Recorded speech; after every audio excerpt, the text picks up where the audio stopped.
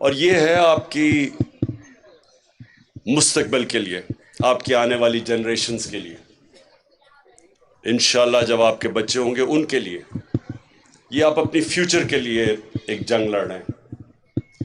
اور یہ ہے کیا، میں ذرا آپ کو بڑے آسان طریقے سے سمجھانا چاہتا ہوں کہ یہ حقیقی آزادی ہے کیا۔ دیکھیں، سب سے زیادہ دنیا کی تاریخ میں اگر کسی انسان نے زیادہ اچیو کیا ہے، نہ کسی نے پہلے کیا نہ کوئی بعد میں کر سکتا ہے، وہ ہمارے نبی صلی اللہ علیہ وسلم تھے۔ تو انہوں نے کیا کیا تھا؟ ہمیشہ اپنے آپ سے یہ سوال پوچھیں کہ کیوں اللہ ہمیں کہتا ہے کہ ان کے راستے پہ چلو؟ اللہ کا حکم ہے کہ ان کے راستے پہ چلو۔ ان کے راستے پہ چل کے اللہ کو تو کوئی فائدہ، اللہ تو بے نیاز ہے، اس کے پاس تو سب کچھ ہے، وہ تو خود کفیل ہے۔ اللہ ہماری بہتری کے لیے کہتا ہے کہ ان کے راستے پہ چلو، کیونکہ کسی انسان نے وہ اچیو نہیں کیا جو انہوں نے کیا۔ ہم یونیورسٹیز میں جب ہم پڑھتے تھے تو ہمیں بھی ہمارے رول ماڈلز جن کی ہم کتابیں پڑھتے تھے، ان کی لائف ہسٹری پڑھتے تھے، ان کی بایوگرافیز پڑھتے تھے۔ وہ کیوں پڑھتے تھے؟ کیونکہ انہوں نے زندگی میں کوئی اچیو کیا ہوا تھا۔ میں جب کرکٹ کھیلتا تھا تو کرکٹ میں بھی میرے رول ماڈلز ہوتے تھے، ان کے اوپر پڑھتا تھا کہ کیسے انہوں نے کیا کیا۔ لیکن جس انسان نے انسانی تاریخ میں وہ اچیو کیا جو کسی نے کیا ہی نہیں ہے، ایک ہے کتاب دا 100 گریٹسٹ مین، اس میں نمبر 1 جو وہ کسی مسلمان نے نہیں لکھی کتاب، جو نمبر 1 ہے وہ ہے ہماری نبی صلی اللہ علیہ وسلم ان ٹرمز آف گریٹنس۔ تو اس لیے اللہ کہتا ہے کہ ان کی زندگی سے سیکھو۔ اب جو انہوں نے مدینہ کی ریاست بنائی تھی، وہ ان کی سنت تھی۔ ہمیں اصولاً سب کو اسکول میں، یونیورسٹیز میں، ہم سب کو پتہ چلنا چاہیے تھا کہ وہ کیا ہوا تھا، وہ کیا دنیا کا انقلاب آیا تھا کہ وہ 10 سالوں کے اندر انسان بدل گئے۔ جن کی کوئی اہمیت نہیں تھی، انہوں نے دنیا کی امامت کی۔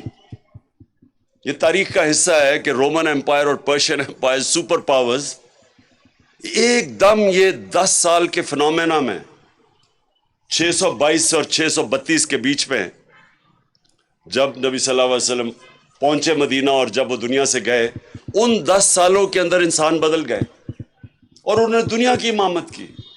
یہ ہسٹوریکل فیکٹ ہے۔ تو کیا ہوا تھا؟ انہوں نے حقیقی طور پہ لوگوں کو آزاد کیا تھا، انسانوں کو آزاد کر کے ان کے پوٹینشل کو آزاد کر دیا تھا، چھوٹے سے انسانوں کو بڑے انسان بنا دیا تھا۔ جو مولانا رومی کہتے ہیں کہ جب اللہ نے تمہیں پر دیے تو کیوں زمین پہ رینگ رہے ہو چونٹیوں کی طرح؟ ہم سب کے پاس پر ہے، ہم کوئی بھی اوپر جا سکتا ہے، کیونکہ ہم اللہ کی سب سے عظیم مخلوق ہے، اشرف المخلوقات۔ اس نے جس کے فرشتوں کو کہا کہ ان کے سامنے جھکو، انسان کے سامنے، ہم وہ لوگ ہیں۔ لیکن ہم اپنی حیثیت نہیں جانتے، ہم جانتے نہیں ہیں کہ اللہ نے ہمیں کتنی طاقت دی ہے۔ جب شیطان نے کہا کہ میں نہیں جھکتا، یہ مٹی کا بنا ہوا ہے، میں آگ کا، تو اللہ نے کہا تمہیں نہیں پتا کہ میں نے اسے کتنی طاقت دی ہے، صلاحیت دی ہے، پاور دی ہے۔ تو ہم سب کو اللہ نے پاور دی ہے، ہم سب میں پوٹینشل ہے کہ ہم کچھ بھی کر سکتے ہیں، لیکن ہم زنجیریں بندھی ہوئی ہیں جو روکتی ہیں ہمیں اوپر جانے سے۔ تو میرے نبی صلی اللہ علیہ وسلم نے مدینہ میں وہ زنجیریں توڑ دی، انسانوں کو آزاد کر دیا، ان کو پر دے دیے۔ وہی لوگ تھے، اور یہ تاریخ کا حصہ ہے، وہی لوگ تھے جن کی کوئی حیثیت نہیں تھی 2 سپر پاورز کے سامنے۔ 10 سالوں کے اندر وہ تبدیل ہو گئے، اور وہ جسمانی انقلاب نہیں تھا، وہ فکری انقلاب تھا۔ ذہنوں کے اندر تبدیلیاں آئی تھی۔ عورتوں کو انہوں نے آزاد کیسے کیا؟ رائٹس دے کے۔ آج بھی پاکستان میں سمجھتا ہوں کہ ہم نے، باوجود کہ ہم نے قانون بھی پاس کیا، 80% خواتین کو ان کے انہیریٹنس رائٹس نہیں ملتے۔ جو انہوں نے 1500 سال پہلے انہوں نے عورتوں کو دیے تھے، ان کو رائٹس دیے تھے. انہوں نے واضح طور پہ خواتین کے رائٹس اسپیسیفائی کیے تھے. قانون کے اندر انہوں نے ان کو رائٹس دیا اور انصاف دیا تھا، برابر کے انہوں نے انسان بنایا تھا. پہلے عورتیں اور آدمیوں کو برابر کے انسان نہیں سمجھتے تھے. انہوں نے غلاموں کو آزاد کیا تھا. مسلمان کی تاریخ ہے کہ غلام بادشاہ بن گئے. ہندوستان میں سلیو ڈینسٹی تھی، ماملوک جو ایجپٹ میں تھے وہ غلام تھے جو بادشاہت کی انہوں نے. تو غلاموں کو انہوں نے آزاد کیا، خواتین کو آزاد کیا. انسانوں کو کیسے آزاد کیا؟ انصاف دے کے. انصاف جو ہوتا ہے وہ آپ کو آزاد کرتا ہے. جب مجھے قانون پروٹیکٹ کرتا ہے طاقتور سے، تب میں آزاد ہوتا ہوں. آج اب اگر بدترین غلامی انسانوں کی دیکھنی آپ نے تو اندرون سندھ چلے جائیں. جس طرح وہ انسانوں کو، وہ ان کے طاقتور، ان کے وڈیرے انسانوں کو رکھتے ہیں، میں آپ کو یقین دلاتا ہوں کہ میں جتنا باہر مغربی دنیا میں سفر کیا ہے، جانوروں کو اس طرح وہاں مغرب میں رکھے، ان کے اوپر وہ جیل میں ڈال دیتے ہیں. جانوروں سے اگر وہ ظلم کریں وہ لوگوں جیل میں ڈال دیتے ہیں وہاں. جو انسانوں سے ظلم ہوتا ہے، خاص طور پہ میں اندرون سندھ کی بات کر رہا ہوں، کہ کوئی ان کے رائٹس نہیں ہے. تو جب آپ کے حقوق نہیں ہوتے تو پھر انسانی معاشرہ نہیں رہتا، وہ جانوروں کا معاشرہ بن جاتا ہے. جانور اور انسانی معاشرے میں فرق یہ ہوتا ہے کہ انسانوں کے معاشرے میں انصاف ہوتا ہے. جب انسانی معاشرے میں انصاف نہیں ہوتا پھر وہ بلکہ جانوروں سے بھی نیچے چلا جاتا ہے وہ معاشرہ. اس لیے انہوں نے سب سے پہلے اسٹیبلش کیا انصاف. اور انصاف کیا تھا ان کا؟ کہ ان کے بعد مدینہ کی ریاست میں 2 خلیفہ وقت عدالت میں جاتے ہیں، خلیفہ ہوتے ہوئے عدالت میں پیش ہوتے ہیں. اور حضرت علی رضی اللہ تعالیٰ ایک یہودی سے عدالت میں کیس ہار جاتے ہیں خلیفہ ہوتے ہوئے، کیونکہ جو قاضی ہے وہ ان کے بیٹے کی گواہی قبول نہیں کرتا. حضرت علی یعنی ان کا مقام دیکھیں، ایک یہودی شہری سے کیس ہار جاتے ہیں. آپ سوچیں کہ وہاں انصاف کا کیا لیول ہوگا، کیا سٹینڈرڈز ہوں گی. آج آپ سوچ سکتے ہیں کہ کسی بھی مغربی معاشرے میں جس پر ہمارے سے بہتر انصاف کا نظام ہے، وہاں کوئی ان کا حاکم ہو، ان کا سربراہ ہو، وہ ایک کسی اور مائنورٹی سے کیس ہار جائے، وہاں بھی تصور نہیں ہے. تو یہ تھا لیول ان کا انصاف کا، جس کی وجہ سے انسان آزاد ہو گئے، جس کی وجہ سے ان کی پرواز اوپر چلی گئی، جس کی وجہ سے انہوں نے کئی 100 سال تک دنیا کی امامت کی، ورلڈ لیڈرشپ کی. انہوں نے ہر چیز میں، چاہے وہ سائنسز ہوں، چاہے وہ کسی انوویشنز، ہر چیز میں وہ آگے نکل گئے کیونکہ انسان آزاد ہو گئے. تو میں جو آپ کو چاہتا ہوں، جب آپ یونیورسٹیز اور کالجز میں جائیں تو آپ سمجھائیں کہ ہم اس طرح کہیں نہیں جا رہے. اس طرح کے نظام میں جس طرح چور اوپر آ کے بیٹھ جائیں، مانے ہوئے ملک کے ڈاکو اگر ملک کے اوپر بیٹھ جائیں، آپ ایک فیکٹری کے اوپر چور بٹھا دیں، وہ فیکٹری آپ کی بند ہو جائے گی. ملک کیسے چل سکتا؟ آج ساری جتنی بھی غریب ملک ہیں ان ساروں کی ایک ہی کہانی ہے، وہاں انصاف نہیں ہے، وہاں رول آف لا نہیں ہے، وہاں انصاف کی حکمرانی نہیں، وہاں جنگل کا قانون ہے. جو طاقتور ہے وہ قانون سے اوپر ہے، جو کمزور ہے اس کو انصاف نہیں ملتا. ہمارے نبی صلی اللہ علیہ وسلم نے کہا تھا کہ تمہارے سے پہلے بڑی قومیں تباہ ہوئی کہ کمزور جب چوری کرے وہ جیل میں، اور طاقتور جب چوری کرے تو اس کو این آر او مل جائے، اس کو پکڑے نہ. جو آج یہاں ہمارے ملک میں، انہوں نے تب کہا تھا کہ قومیں تباہ ہو جاتی ہیں. جس قوم میں رول آف لا نہیں ہوتا وہ تباہ ہو جاتی ہے. اور یہ ساری غریب ملکوں کی یہی کہانی ہے. آج وہاں ہر جگہ زرداری اور شریف بیٹھے ہوئے ہیں، چوری کر رہے ہیں، ملک کا پیسہ باہر لے کے جا رہے ہیں اور دوسروں سے بھیک مانگ رہے ہیں کہ جی ہمیں ڈالرز بھیج دو. یہ سارے غریب ملکوں کا یہی مسئلہ ہے، یہ صرف پاکستان کا نہیں ہے. میں اس لیے جب میں جب میں نے پالیٹکس شروع کی تو تب میں نے اپنی انصاف کی تحریک، یعنی میں نے ایک چیز آئیڈینٹیفائی کی کہ اگر ہم انصاف لے آئیں پاکستان میں تو ہم یہ ملک آزاد ہو جائے گا اور یہ عظیم ملک بنے گا۔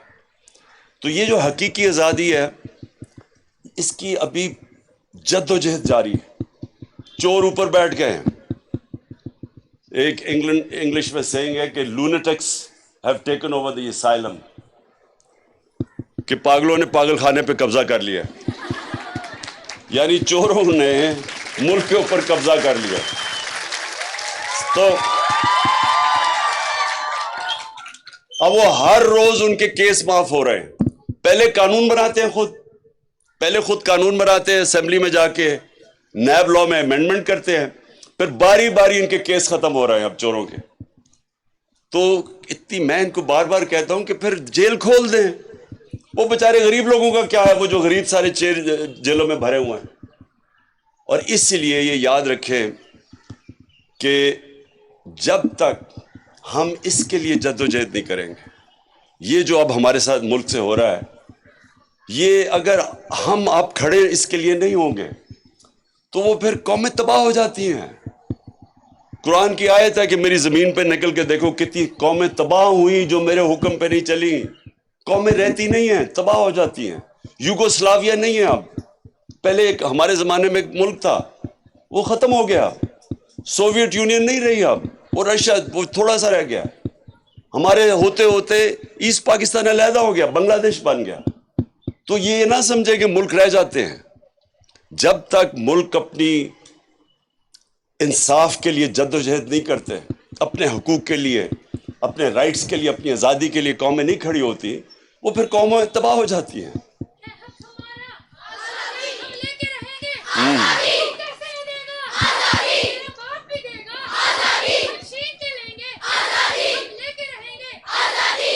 جی، آپ آزادی تب لیں گے، آپ تب لیں گے جب آپ ہر یونیورسٹی، آپ سارا یہ علاقہ اسلام آباد پنڈی آپس میں بانٹ لیں گے، اور آپ نے جس طرح جب پاکستان کی تحریک چلی تھی، تحریک پاکستان، تو تب بھی میری والدہ کی جنریشن وہ جاتے تھے کالجز کے اندر اور اپنی آزادی کی تحریک کی وہ پوری جد و جہد کرتے تھے، لوگوں کو اپنی طرف لے کے آتے تھے۔ اور آپ جتنی ایج کی تب بھی ہماری خواتین آپ کی ایج کی وہ جا کے پوری اس کے لیے جد و جہد کرتی تھیں اور تبلیغ کرتی تھیں اور لوگوں کو تیار کرتی تھیں۔ اس لیے آپ نے بڑا یہ جو وقت ہے، یہ فیصلہ کن وقت ہے پاکستان کی تاریخ میں۔ یہ انشاءاللہ جس طرح قوم میں بیداری آئی ہے، جس طرح قوم میں شعور آیا ہوا ہے، تو انشاءاللہ اگر ہم سب اس وقت محنت کریں، لوگوں کے اندر جائیں، تو میرے میں شک نہیں ہے کہ یہ انشاءاللہ یہ جو تحریک ہے ہماری یہ حقیقی آزادی کی تحریک، یہ کامیاب ہوگی۔ تو آپ نے سب نے میرے سے وعدہ کرنا ہے کہ لوگوں کے پاس جانا ہے، ممبرشپ کرنی ہے۔ نائلہ، مجھے بڑا پسند آیا آپ کا جذبہ اور جنون تھا، اور آپ میں جو شعور تھا، یعنی جو آپ نے کئی باتیں کی وہ میں نے بڑے دیر میں جو پالیٹکس میں لوگ رہتے ہیں ان سے نہیں سنی وہ باتیں، کیونکہ دیکھیں دو چیزیں ہوتی ہیں پالیٹکس، آپ نے سمجھ لی ہے۔ ایک ہے پالیٹکس جو دنیا میں بدنام ہے، آدمی یا عورت پالیٹکس میں آتی ہے عوام کی خدمت کرنے کے لیے اور وعدے کرتی ہے کہ میں خدمت کروں گی عوام کی یا کروں گا، اور اس کے بعد خود پیسے بنانے شروع ہو جاتے ہیں، لوگوں کو ہی لوٹنا شروع ہو جاتے ہیں۔ اور دوسرے ہیں جو پالیٹکس کو عبادت سمجھتے ہیں، جو پیغمبروں کا راستہ تھا، وہ بھی اسٹیٹ کرافٹ تھی۔ نبی صلی اللہ علیہ وسلم نے بھی مدینہ کی ریاست سنبھالی تھی، لیکن وہ ایک عبادت میں کنورٹ ہو جاتی ہے۔ کیونکہ انہوں نے لوگوں کی زندگیاں بدل دی، انسانوں کو اٹھا دیا، فلاحی ریاست بنا دی، انصاف کر دیا، حقوق دے دیے. وہ بھی پالیٹکس ہے. تو دو پالیٹکس ہے، ایک قائد اعظم کی ہے، ایک ان چوروں کی ہے. اور آپ جو پالیٹکس کریں گے وہ عبادت، آپ کی عبادت میں شامل ہوگی، کیونکہ آپ اپنی ذات کے لیے نہیں کریں گے، آپ اپنی قوم کے لیے کریں گے. جس طرح کشمیر کے لوگ ہیں جو مقبوضہ کشمیر میں، یعنی وہ کن مشکلوں میں ان کی خواتین نکلتی ہیں، ظلم ہوتا ہے، لیکن وہ بار بار قربانیوں کے بار بار نکلتی رہتی ہیں، کیونکہ وہ سب کو سمجھتے ہیں کہ غلام قوم کبھی کھڑی نہیں ہو سکتی. غلام صرف اچھے غلام بن سکتے ہیں، صرف آزاد قومیں اوپر جاتی ہیں. اور وہی جو میں نے پھر سے کہا کہ مدینہ کی ریاست ہمارے لیے ہمیشہ کے لیے ایک مثال ہے مسلمانوں کے لیے، کہ کیسے ایک انسان بدلے، اور وہ دنیا کی انہوں نے امامت کی. اور اس لیے اللہ کہتا ہے کہ ان کے راستے پہ چلو ہماری بہتری کے لیے، کہ اگر ہم نے اس سے نکلنا ہے جس دلدل میں ہمیں پھنسایا ہوا ہے، قرضے لے لے کے. وہ ہمارا وہ شہباز شریف جاتا ہے ہر جگہ کہتا ہے جی دیکھیں میں بھیک تو نہیں مانگ رہا، میں مجبور ہوں. ہاں مجبوری ہے، میں بھیک تو نہیں مانگنا چاہتا لیکن میں مجبور ہوں، میں مانگنے نہیں آیا. تو وہ اصل میں ساری قوم کو ذلیل کرتا ہے. خوددار قوموں کی عزت ہوتی ہے، جو انسان اپنی عزت کرواتا ہے اس کی عزت ہوتی ہے. آپ اپنی اگر عزت نہیں کروائیں گے دنیا آپ کی عزت نہیں کرے گی، دنیا کے سامنے ہاتھ پھیلائیں گے کوئی عزت نہیں کرے گا. تو انشاءاللہ میں آپ کی سب کی اب ڈیوٹی لگا رہا ہوں. میں آپ کو 1-2 مہینے دوں گا، نہیں ایک مہینے میں میں دیکھوں گا کہ آپ نے کتنی ممبرشپ کی ہے، آپ کی کتنی بڑی ہماری ISF کی تنظیم کتنی بڑی بن جاتی ہے، اور انشاءاللہ پھر آپ سے ڈسکس کریں گے. بہت بہت شکریہ.